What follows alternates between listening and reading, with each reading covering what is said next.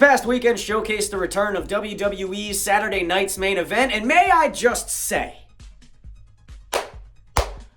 that was so much fun! As someone who grew up in the golden age of wrestling, sitting on my dad's knee, watching the OG Saturday night's main event on my uncle's couch, oh, this was awesome. The production was awesome from top to bottom, if you ask me. From the entranceway to the red, white, and blue ropes, the winged eagle, Jesse the Body Ventura. The nostalgia hit like, I don't know, adrenaline in your soul. The night kicked off with Zayn and McIntyre, which ultimately I didn't really know how this match was gonna go. We're all aware that McIntyre was just kind of filling in for Bronson Reed since he broke his ankle at War Games, so I felt like it could have gone either way. I personally was leaning a little bit more towards Zayn, thinking they were going to keep him strong coming off the War Games win, but I gotta say, I do love how the Claymore kick is kind of becoming more like the RKO, and it can just come out of nowhere. When Zayn got back in the ring for the finish, it looked like Drew kicked his friggin' head off. It looked awesome. Next up was Io Sky and Liv Morgan for the women's title, and can I just say, like, when is Liv Morgan really going to start getting her flowers? Never mind how much she's grown both in-ring, on the mic, and character over the last year or two, but you want to talk about somebody stepping up to the title? Look at Liv. This isn't taking anything away from Io Sky. I personally think Io could wrestle a broom and make it look good. One of the key moments of this match that I take away is a point where everyone's looking at Io as having a botch. She went to go springboard off the top rope, lost her footing, and kind of stumbled into the ring. Now, 9 times out of 10 with the WWE Universe, if somebody slips, everybody starts screaming botch. But pay attention to how quickly Liv reacted. Io slipped, and before she could even stumble anywhere further, Liv immediately hit her with a code breaker and turned it into a point in the match where the heel just capitalized on a mistake by the babyface and they kept it moving. And also, how badass is Liv? That knee to the face would have been enough to rock anyone. I don't care what your pronouns are. She took that shit on the chin, looked at Io, and is like, come here, bitch, let's keep going. They have done a phenomenal job with making Liv a strong champion. And on that note, Mommy's coming for her title, baby! No, I just got done building up Liv, but come on,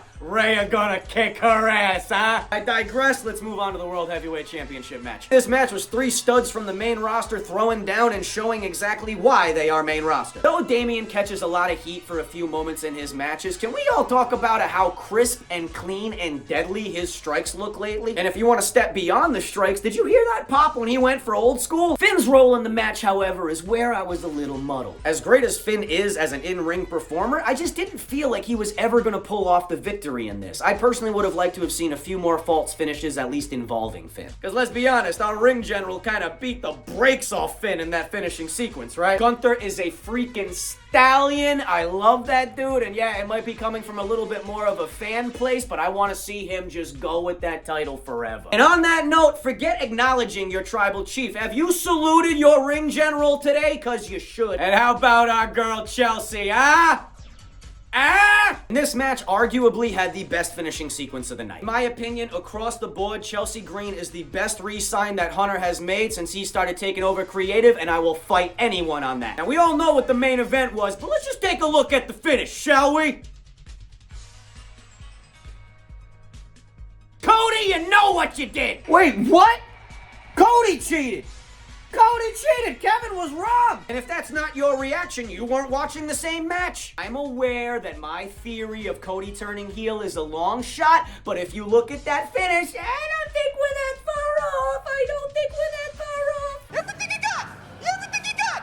Everything you got! I've said it before, I'll say it again. Heel Cody will feed families for generations. Not to say that Cody doesn't do the white meat babyface well. He does. He's an incredibly nice person, but the nicest people make the best heels. But then the show went off air, and this is what I really love that Hunter's doing right now, is giving fans in attendance just that little bit more. Kevin knew he got screwed, and he wasn't taking that one on the chin. He went right back in the ring and dog-walked Cody Rhodes. And the night ultimately ended with Kevin and Triple H getting really choppy outside of Gorilla at the entranceway. And now Cody's dead, apparently. They're making the pile driver great again! But now where do we go from here? So let's play Fantasy Booker. The opening contest is pretty much showcasing to me that McIntyre is going to be the OG Bloodline's newest nemesis. Who he takes on from here is left to be written, but I personally think we're going to start building towards Jey Uso versus Drew McIntyre for WrestleMania. The lady speaks for itself. They didn't let us try to ponder or wonder. We know what's coming down the pipes, but there's no way that this is just going to Rumble. Rumble, Rhea and Liv are going all the way to Mania. Now, as for the fallout from the World Heavyweight Championship match, I'm pretty sure we can all agree Finn and Damian will be the new feud, but who's gonna step up to Gunther? Now, my theory doesn't allow me to side with everybody else and go with John Cena, so if I had to choose somebody to go up against Gunther, bring back Goldberg, let him have his retirement match, because they already planted the seed at that promo segment months back. I know, it ain't gonna be the greatest match, but come on, are any Goldberg matches? At least it's Gunther. That dude could wrestle a greenhorn and make it look like a 5-star match. Let Chelsea keep the title. We're all on board for it. But she's got the cooler in Piper, so more than likely they'll start a split sooner or later, and Piper will inevitably step up to take the title off Chelsea. And as far as Cody and Kevin goes, personally, I am really hoping that Kevin starts walking around with that Winged Eagle title. Cause he didn't lose it! He got screwed! But really, this is just to keep us vested in the championship as they work towards Mania season. So with that said, I believe now more than ever, Orton will be showing up at Royal Rumble. He will be getting involved in this feud,